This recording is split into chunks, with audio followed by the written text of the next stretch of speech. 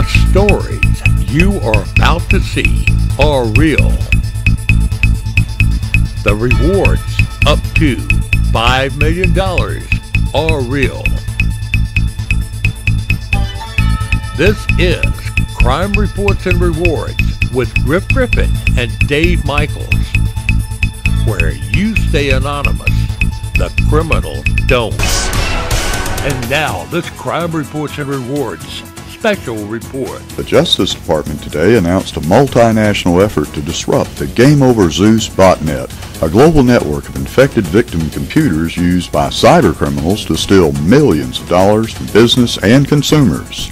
In a separate action, U.S. and foreign law enforcement officials worked together to seize computer servers central to the malicious software or malware known as CryptoLocker, a form of ransomware that encrypts the files on a victim's computers until they pay a ransom. Victims of Game Over Zeus may use the following website created by DHS's Computer Emergency Readiness Team for assistance in removing the malware. That address is www.us-cert.gov/GameOverZeus. Game Over Zeus is the most effective botnet the FBI and our allies have ever attempted to disrupt, said FBI Executive Assistant Director Anderson. The efforts announced today are a direct result of the effective relationships we have with our partners in the private sector, international law enforcement, and within the U.S. government. The borderless, insidious nature of computer hacking and cyber theft requires us to be bold and imaginative, said U.S. Attorney Hickton.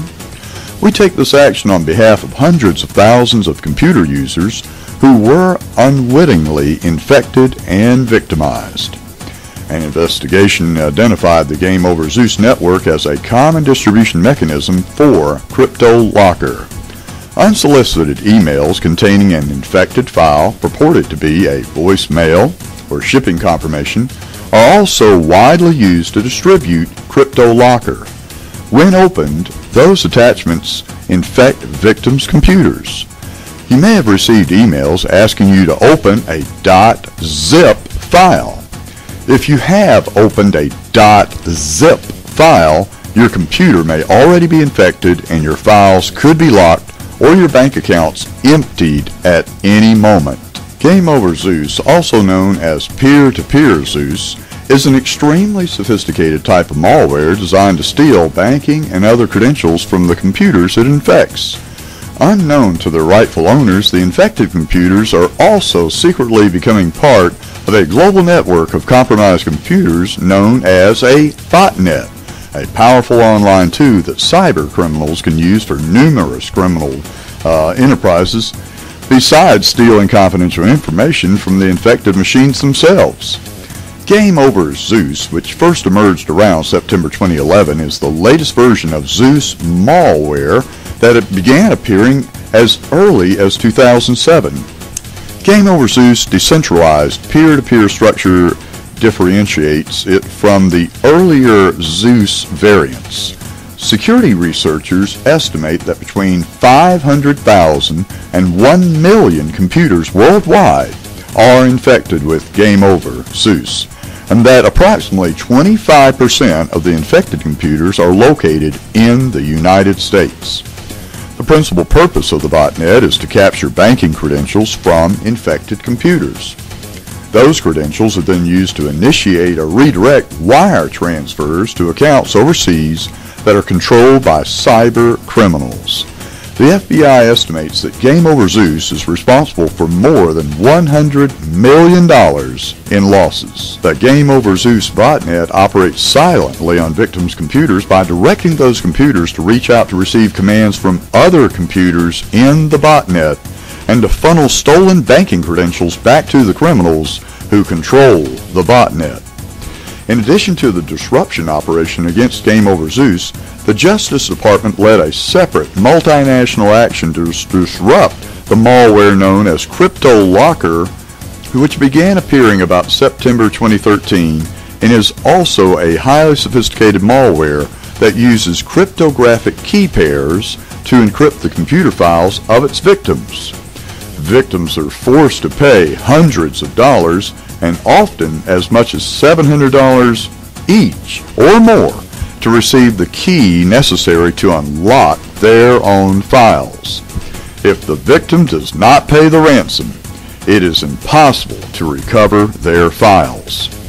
Security researchers estimate that as of April 2014, CryptoLocker had infected more than 234,000 computers, with approximately half of those in the U.S. One estimate indicates that more than $27 million in ransom payments were made in just the first 2 months since CryptoLocker emerged. If your computer has been infected by this malware, please call Crime Stoppers at 800-222-TIPS or email or text your tips to tips@AugustaCrimeStoppers.org, where you remain anonymous and keep hackers out of your computer. The Richmond County Sheriff's Office Fraud Division is asking for your assistance in identifying the female in the photographs you see on your screen.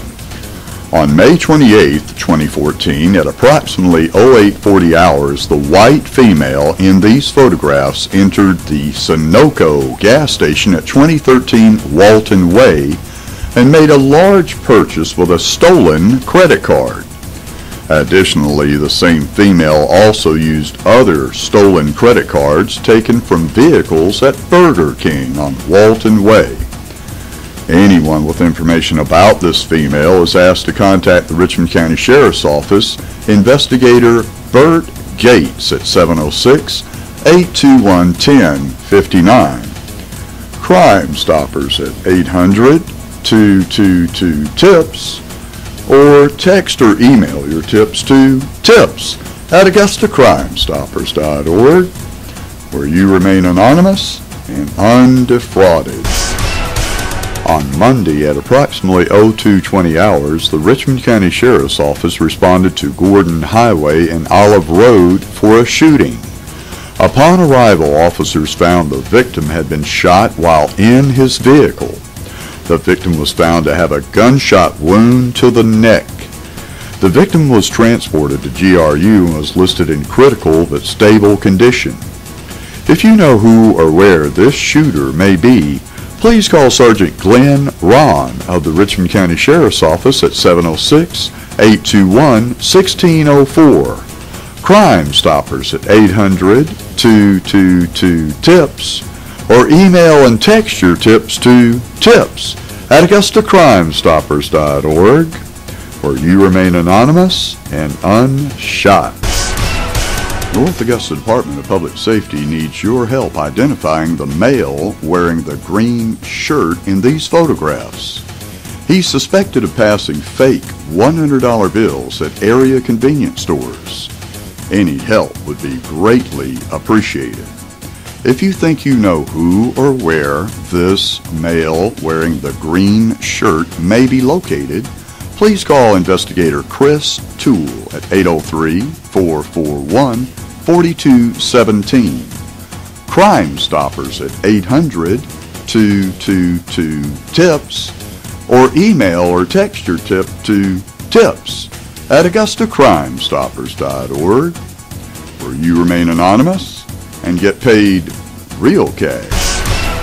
And now, this Crime Reports and Rewards special report. Due to the recent shooting at Payne College supposedly being caused by counterfeit money moving into a drug turf, let's take a look at how to spot counterfeit money. First, before we get into the nitty-gritty, it's important to remember to look at your money. If you see anything suspicious, then move on to the next steps. Compare your money with other bills. Observe the portrait. Observe the seals. Examine the border. Make sure the serial numbers are not matching on two separate bills. And finally, feel the paper. Especially the printing will be raised printing that cannot be reproduced. If you see any of these counterfeit bills, which there are millions and millions and millions of them flooding in, please call Crime Stoppers at 222-TIPS or text or email your tips to tips@AugustaCrimeStoppers.org, where you remain anonymous and keep your money. And now, this Crime Reports and Rewards special report. The FBI today announced a national campaign to deter people from pointing lasers at aircraft, a federal violation that presents danger to pilots, passengers, and those on the ground. The FBI is offering a reward of up to $10,000 for information that leads to the arrest of any individual who aims a laser at an aircraft. The reward is available for 90 days in all 56 FBI field offices. Since the FBI and the Federal Aviation Administration began tracking laser strikes in 2005, data shows that a more than 1,100% increase in the deliberate targeting of aircraft by people with handheld lasers. Intentionally aiming a laser at an aircraft poses a serious threat to those in the air and on the ground. And it's a serious crime with serious consequences, said Airline Pilots Association International President Captain Lee Moak. The Laser Threat Awareness Campaign has resulted in an overall reduction of incidents, and we look forward to continuing to work with the FBI on these efforts. Thousands of laser attacks go unreported every year. If you have information about a lasing incident, please call Crime Stoppers at 800-222-TIPS or email or text your tips to tips@AugustaCrimeStoppers.org. Under federal law, knowingly pointing a laser pointer at an aircraft is a federal offense carrying a maximum sentence of 5 years in prison and a $250,000 fine. North Augusta Department of Public Safety's Tim Thornton needs your help identifying the suspects shown in these photographs. The black male you see on your screen used a lost ATM debit card to deposit counterfeit checks into the victim's account and then withdrew the money back out. The total loss in this case is close to $3,000. He used the victim's card in North Augusta and in Richmond County. It appears that he may be driving the white Pontiac shown in these photos. If you have any information about who or where this black male may be, please call Investigator Chris Toole at 803-441-4217. Crime Stoppers at 800-222-TIPS or text or email your tips to tips@AugustaCrimeStoppers.org, where you remain anonymous and keep your money. On May 30th at approximately 12:24 hours, Richmond County Sheriff's Office deputies responded to a reported stabbing at 232 Telfair Street in Old Town. Upon arrival, James Brown's daughter, Venetia Brown of Parkway Drive, advised that she had been riding with an acquaintance known only as David while attending to some errands. Brown had promised David some money for gas and upon arrival on Telfair Street had given David some cash. A dispute ensued over the amount, at which time David produced a small pocket knife and slashed at Brown several times while trying to obtain additional cash from her pockets. A nearby resident attempted to assist Brown but was also menaced with the knife but not injured. Brown sustained cuts to both arms which were not life-threatening, and an additional amount of U.S. currency was taken. David fled the scene in an older model green Ford extended cab pickup truck with a possible South Carolina tag and tinted windows. David is described as a black male who is approximately 40 years of age. He is 6'1" in height, weighs about 180 pounds, has a dark complexion with a bald or shaved head. He has no facial hair, and he was last seen wearing a tan shirt with tan shorts. The vehicle was last seen driving west towards the downtown business district from Old Town. Anyone with information on this case should contact Richmond County Sheriff's Office CID at 706-821-1020, Crime Stoppers at 800-222-TIPS, or email or text your tips to tips@AugustaCrimeStoppers.org, where you remain anonymous and get paid. The Richmond County Sheriff's Office Fraud Division is currently investigating a case of check counterfeiting.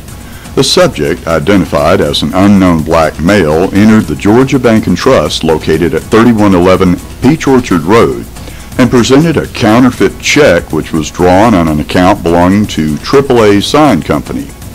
The Richmond County Sheriff's Office Fraud Division is requesting assistance in identifying the subject depicted in this photograph. Anyone with information leading to the identity of the attached photo are asked to notify the Richmond County Sheriff's Office at 706-821-1080, Crime Stoppers at 800-222-TIPS, or text or email your tips to tips@AugustaCrimeStoppers.org, where you remain anonymous and keep your money. I'm Dave Michaels with this Crime Reports and Rewards special report. A new gun law takes effect on July 1st in Georgia called the Guns Everywhere Law. This new law is a gun grabber's nightmare. We as Georgians believe in the right of the people to defend themselves, and therefore we believe in the Second Amendment. Throughout my career as a legislator, I have voted for, and as governor, I have signed legislation that protects the rights to keep and bear arms. It is a right that is ingrained in the very fabric of our nation. Yet, the inheritance of a right does not preclude the need for vigilance by succeeding generations. Thomas Jefferson told the world in the Declaration of Independence that we are endowed by our Creator with certain inalienable rights. He believed in the right to bear arms. He said, and I quote, "The strongest reason for the people to retain the right to keep and bear arms as a last resort is to protect themselves against the tyranny in government."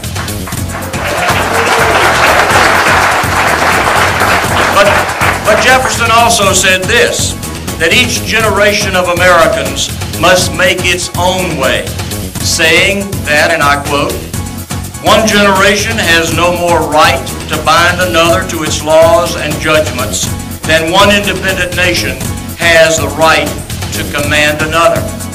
So today, our generation reiterates the desire for this fundamental right for our own reasons. While we still guard against tyranny, America today cherishes this right so that people who follow the rules can protect themselves and their families from those who don't follow the rules. The General Assembly during this past legislative session passed this piece of bipartisan legislation by large margins that extends the protections for Georgians who have gone through a background check to legally obtain a Georgia weapons carry license. House Bill 60 will protect law-abiding citizens by expanding the number of places that they can carry their guns without penalty. At the same time, this bill respects the rights of private property owners who still set the rules for their lands and their buildings. The various parts of House Bill 60 do much to expand the rights of gun owners who are licensed to carry, but it also expands the rights of those who serve our nation in uniform.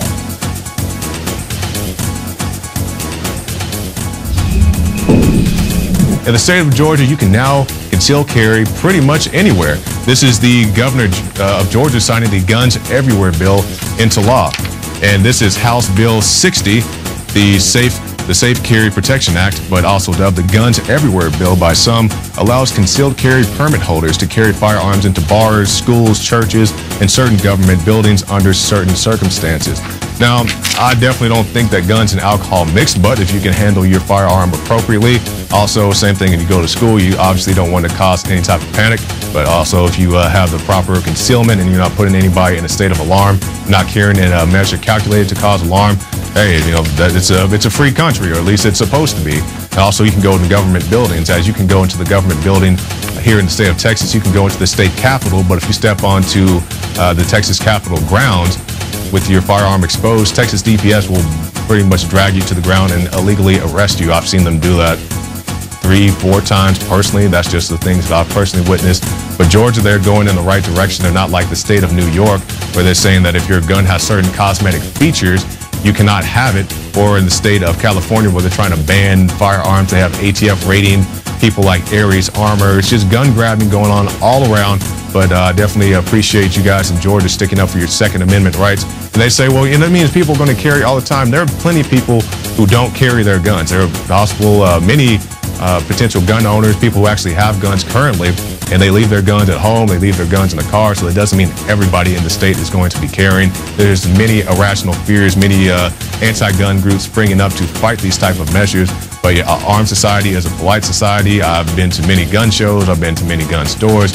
Nobody ever got shot, nobody ever got hurt, and you bump into somebody and say, excuse me, sir, excuse me, miss, you go on about your business and everybody is okay. People can legally take guns into some schools, some churches, some bars, and even parts of the airport. The ceremonial signing of one of the most controversial bills of this year's legislative session. Today, I will put into law a gun bill that heralds self-defense, personal liberties, and public safety. Licensed gun rights owners from across Georgia came to witness the move that will expand their rights to legally carry their weapons into bars, unsecured government buildings, and churches that give the okay. I just don't think that's a good idea at all. This would be a perfect opportunity for someone who wants to take revenge out on a group of people. Supporters say it lets you protect yourself and your family. It will allow me to take control of the situation. Yes, it is a community where we cling to religion and guns. I think the gun bill is very important because it does extend the rights while respecting the rights of private property owners. This law makes Georgia safer, and it's certainly not going to make it any less safe. In the town of Kennesaw, where guns are mandatory, they've only had 6 shootings in 30 years. All 6 shootings took place in a gun-free zone. Many gun grabbers will use the most recent shooting at a FedEx warehouse as a reason to not implement this new law. But the FedEx warehouse is a gun-free zone. Gun-free zones, that's one of the most amazing crocs I've ever heard. You think about where these awful mass shootings have occurred. You look at Columbine, well, wait a minute, that couldn't happen. That was a gun-free zone. Look at the post offices. Oh, wait, that can't happen because that was a gun-free zone. Every single one of these mass shootings has occurred in a gun-free zone.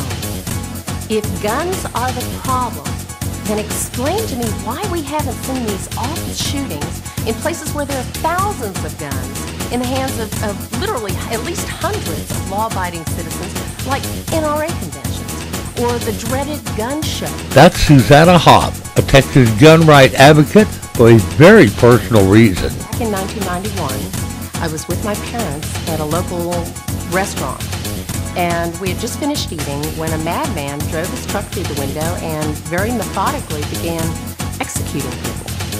And he wasn't spraying bullets. He had complete control over the situation. He was simply walking from one person to the next, taking aim, pulling the trigger. My father ran at the man and was very easily taken out. My mother ended up staying with him. When the gunman got back around to her, she was cradling my father, and the police were there at that point, and they saw her look up at the gunman, and he put his gun to her head, and he pulled the trigger. You might think Susanna would be in favor of stricter gun control laws. You'd be wrong. She actually had a gun with her that afternoon, but in the days before right-to-carry legislation, the law required that she leave it in her car. I was angry at myself for having made what I realize now was an incredibly stupid decision to obey a bad law and allow my family to get killed. And I was mad at my legislature because I absolutely felt that they had legislated me out of the right to protect myself and my family. Gun control advocates might argue that if Susanna had use of her handgun that day, she might have made a horrible situation even worse. She might have accidentally shot a bystander or been shot herself. But I'll tell you the one thing that nobody can argue with, it sure as heck would have changed the odds. I'm Sheriff David Clark, and I want to talk to you about something personal, your safety. It's no longer a spectator sport. I need you in the game. But are you ready? With officers laid off and furloughed, simply calling 911 and waiting is no longer your best option. You can beg for mercy from a violent criminal, hide under the bed, or you can fight back. But are you prepared? Consider taking a certified safety course in handling a firearm so you can defend yourself until we get there. You have a duty to protect yourself and your family. We're partners now. Can I count on you? This safety message brought to you by the Milwaukee County Sheriff's Office. And now, this Crime Reports and Rewards special report. If you've been driving around Augusta recently, you may have noticed Richmond County Sheriff's Office is conducting more traffic stops than in the past due to record auto accident deaths and injuries. Remember, what you do when pulled over can save your freedom and perhaps your life. Do have your documents in order: a valid driver's license, your current insurance card, and proof of registration. Don't have to search for these items. Keep them together in one location. I put mine on my sun visor with at least 3 rubber bands holding them in place, so as the police officer's walking up to my car, I'm not digging around in my glove compartment. What could go wrong? 2, pull over as soon as you can safely do so when you see the police lights behind you. If it turns out they're not actually stopping you, they'll drive on by. If they are, they may actually appreciate your quick response. 3, if stopped at night, turn on your interior lights. That way they can see you when approaching your vehicle. Remember, you have nothing to hide. 4, put your hands on the wheel or somewhere in plain view. 5, be polite. Hand the officer your documents and wait. Don't immediately demand no. Why are you stopping me? They will not admit to stopping you for whatever reason if that is the case. Remember, you might actually have violated a traffic law. In either case, you want this to be over as quickly as possible and to drive away without a ticket or worse. If you were pulled over for a valid reason, illegal lane change, missing license plate, etc., remain polite and humble about what you've done wrong. If you feel that you were pulled over unjustly, don't argue. 2, roll the window down. Don't roll it down 1 inch. Roll it all the way down and pass your license to the officer immediately. If you roll your window down 1 inch and stick the license through the small gap, this says, "I'm hiding something." 3, don't dial your friends on your cell phone and say, "This punk, a cop just stopped me for nothing." There is no point in baiting the officer, especially if he or she is someone who has decided to target you anyway. 4, don't give the police permission to search your car. If they do it anyway without your permission, contact legal representation and remain calm. 5, don't act like a jerk. At the end of the day, the system is designed to protect them, not you. The idea is to stay out of the just us system, not to escalate what may already be a bad situation. You don't have to kiss their behinds, just be polite. If all this fails, the name and badge numbers of the officers involved will be on any paperwork they generate anyway. That's why we suggest don't ever bother the road patrol officer with any of these questions. When he hands you the ticket, if you've genuinely done wrong, all the information needed will be right there. You've been watching Crime Reports and Rewards with Griff Griffin and Dave Michaels, where you stay anonymous. The criminals don't.